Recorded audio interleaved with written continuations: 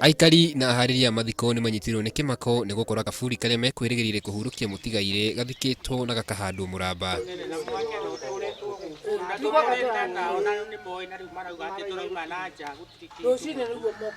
Nyumba ya Samuel Kamwe ni igite na ngucanio na andu angi a nyumba yao aria magiritie athikwo makiuga nyina wa mutigaire no handu ha gwaka ahetwo mugunda-ini ucio. No tikihurukia ngiri oguo guku tugoke tweterere tumenye ni atia no gutikiri mathiko tondu tukorire magikunikite irima na makahanda irigu. Ona kuri uguo aikari a itura riu maugite nyina wa mutigaire aheirwo mugunda ucio ni ithe no ndamugarurire.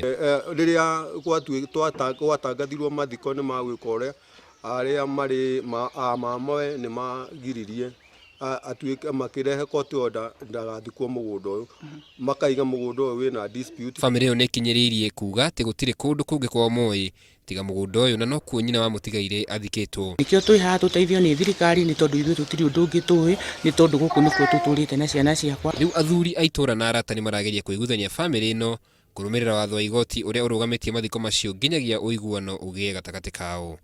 Ngiribotera Inooro TV njitagwo Karuga wa Mwangi.